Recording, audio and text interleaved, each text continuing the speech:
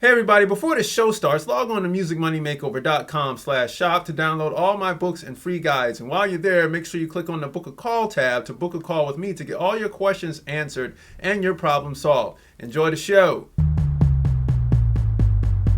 Hey everybody, welcome back to the Music Money Makeover Show. My name is Casey Graham, and on this episode, we're talking about the best practices to obtain an entertainment lawyer or attorney, whatever you want to call it. All right, I'm going to give you some tips and tricks on how to do this the best way and to keep your network tight knit.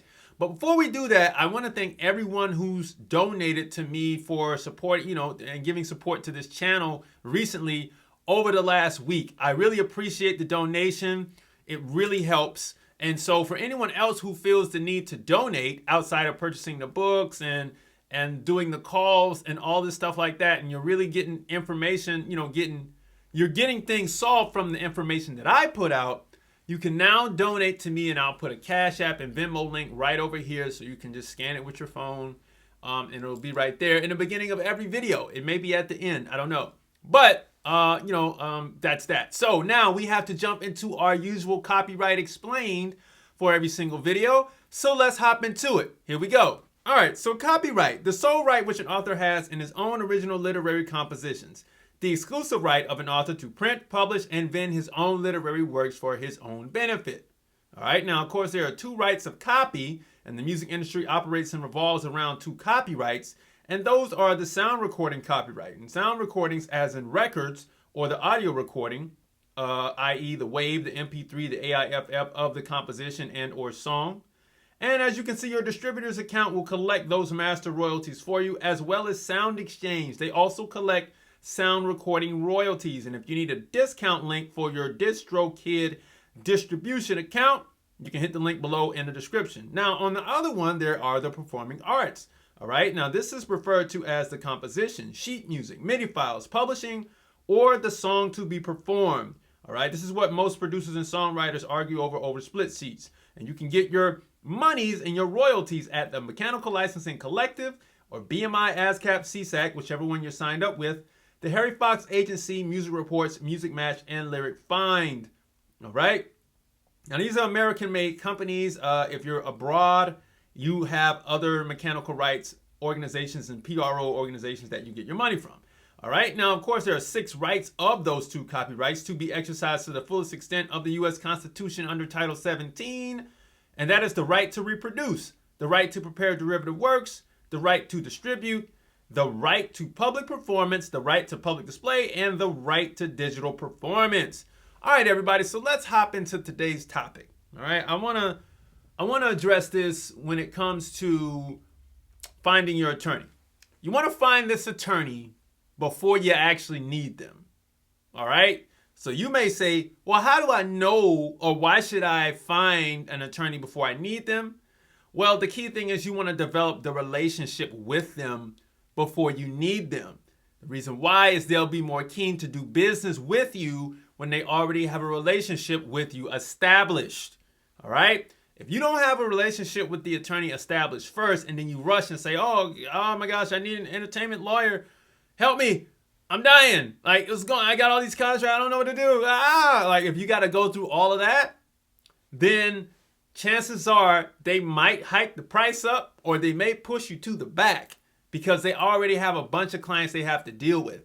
And it would be great to know you before they actually have to sit down and do some contracts with you.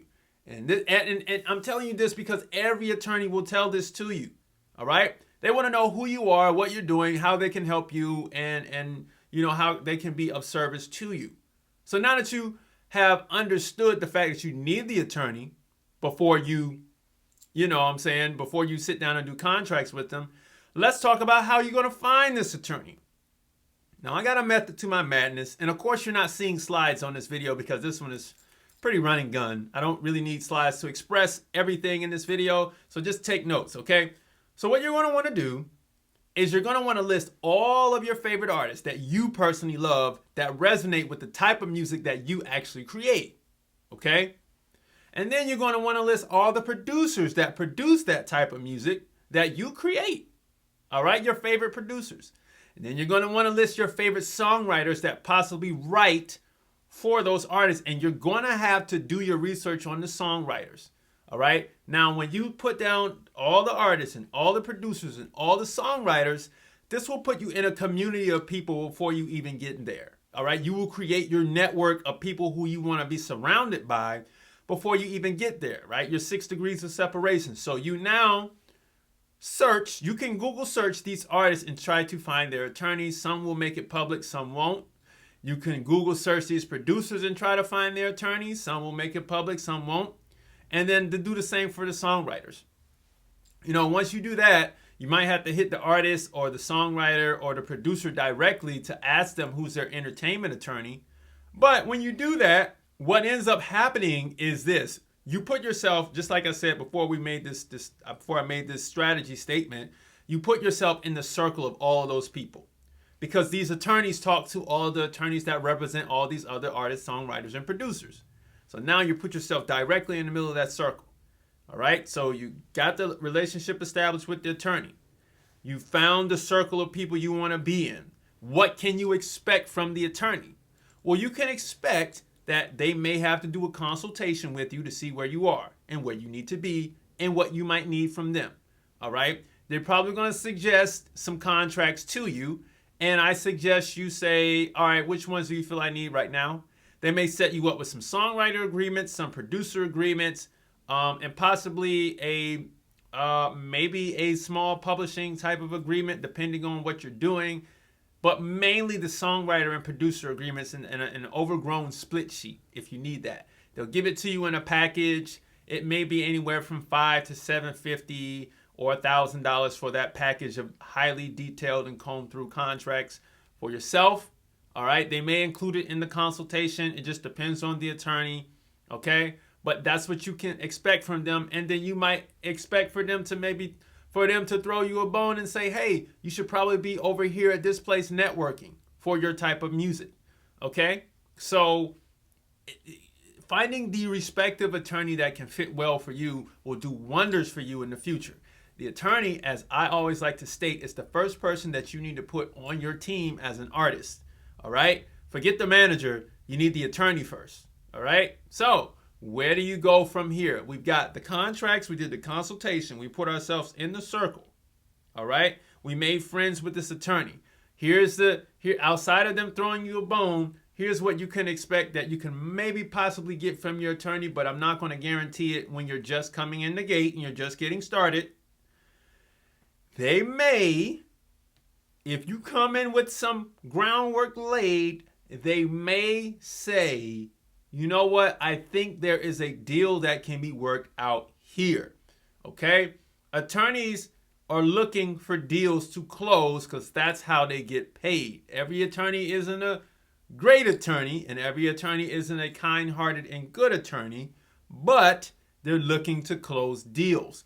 Some attorneys will say, and I will say as well, that you want to look for the deal with the most value and not the most money. And then some attorneys will say, hey, let's go get the biggest deal possible we can get. You don't necessarily want the biggest deal possible. You want the best deal with the best opportunity and best value. So those are my key points on how you can find an attorney that will be tailor fit for you. Okay. If you all want to donate, you can donate. Don't forget to like, comment, and subscribe on this video and on this channel. Tell a friend to tell a friend to tell a friend. Please subscribe. And if you need the books or discount links or you need more information, visit musicmoneymakeover.com and it's all listed below. I'll see you all later. Peace. Hey everybody, thanks for watching the show. Make sure you log on to musicmoneymakeover.com/shop to download all my books and free guides. And while you're there, click on the Book a Call tab to book a call with me to get all your questions answered and problems solved. I'll see you all soon.